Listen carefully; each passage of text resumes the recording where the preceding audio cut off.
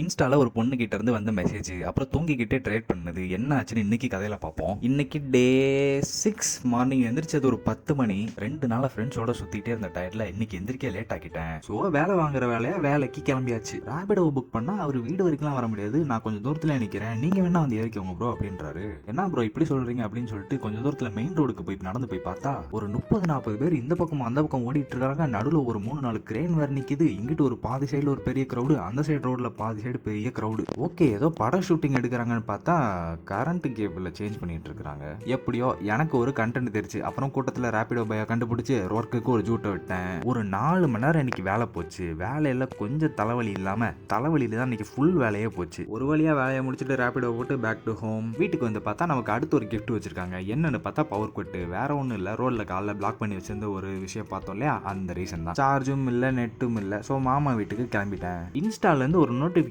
என்னன்னு பார்த்தா ஒரு பொண்ணு கிட்ட இருந்து மெசேஜ். சாட் ஓபன் பண்ணி உள்ள போய் யாருன்னு பார்த்தா ஃபேக் ஐடி. வேற யாரும் இல்லை, என் ஃப்ரெண்ட்ஸ் இருக்கல எவனோ ஒருத்தன் தான். ஃபேக் ஐடிக்கு ஃபுல் ஸ்டாப்பை போட்டு கிளம்புற வேலையை கன்டினியூ பண்ண ஆரம்பிச்சாச்சு. கிளம்பிட்டு மாமா வீட்டில் பேக்கை போட்டு மதியானம் சாப்பிடாத காரணத்தினால் இப்போவே மணி 4:30 ஆயிடுச்சு. டீ கடைக்கு வண்டியை விட்டு ஒரு டீயையும் வடையவும் போட்டேன். ரிட்டன் மாமா வீட்டுக்கு போயிட்டு இருக்கப்ப ரோட்ல பார்த்தா டைனோசர் சைஸ்ல பெருசா ஒரு வண்டி நின்றுட்டு இருந்துச்சு. என்னடா இது இவ்வளோ ஹைட்ல இருக்கேன்னு சொல்லிட்டு அதை கொஞ்ச நேரம் நின்று வேடிக்கை பார்த்துட்டு கொஞ்ச நேரம் டைம் பாசிங்க போட்டேன். அப்புறம் வர்ற வெளில ஒரு சின்ன பையன் லிஃப்ட் கேட்டான். பைக்ல ஏறிட்டு என்னடா படிக்கணும்னு கேட்டா 7th சொன்னான். ஒரு ஃபாலோ கவுண்ட் இன்க்ரீஸ் பண்ணலான்ற ஆசையில் இன்ஸ்டால இருக்கேன் கேட்டா அப்படின்னா என்னன்னு கேட்கறான். சரி ஒரு கண்டென்ட் வீடியோவாச்சும் எடுத்துக்க வாடான்னு கேட்டா ஐயோ அம்மா அடிப்பாங்கன்னு சொல்றான். சச்ச ஃபன்னி கை. அவன் அப்படியே போற வழியில டிராப் பண்ணிட்டு மாமா வீட்டுக்கு வந்து கொஞ்சம் எடிட்டிங், ஸ்கிரிப்டிங், வாய்ஸ் ஓவர்னு எல்லாத்தையும் பண்ணிட்டே இருந்த டைம்ல வெளில வந்து பார்த்தா லைட்டிங் செம்மையா இருந்துச்சு. சரின்னு ஒரு ஷில் அவுட் ஷாட் எடுக்க செட்டிங் போட்டாச்சு. அப்புறம் இங்க ஒரு coffee time.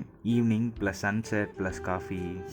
Nice nice nice. இப்படி ரசிச்சுட்டு இருக்கிறதுக்குள்ள ஒரு சைடு கண்டென்ட் போஸ்ட் பண்ண டைம் ஆகி போச்சு, இன்னொரு சைடு 6:50 ஆனால மார்க்கெட் வர பார்க்கணும். சக்சஸ்ஃபுல்லி ரெண்டையும் அரைக்குறையா பார்த்து ரெண்டுலையும் கோட்டை விட்டாச்சு. கண்டென்ட் போஸ்ட் பண்ணதும் லேட்டு, ட்ரேடும் ஃபோக்கஸ் இல்லாமல் 9:30 ட்ரேட் பண்ண முடியல. தென் நைட் லேட் ஆயிடுச்சு. ஸோ வீட்டுக்கு ஸ்லோலி ஒரு வாக்கிங்கை போட்டு அப்படியே வீட்டுக்கு போய் ரீச் ஆகிட்டு எழுதிட்டு தூங்கிட்டு நாளை முடிக்கலான்னு பார்த்தேன். கரெக்டாக லேப்பை க்ளோஸ் பண்ணுற டைமில் பார்த்தா ஒரு ட்ரேடு. சரின்னு ட்ரேடை போட்டு வச்சுட்டு அவ்வளோதான் கைஸ். ட்ரேடில் ப்ராஃபிட் ஆச்சா லாஸ் ஆச்சா இல்லைன்றதெல்லாம் நாளைக்கு கதையில் பார்ப்போம்.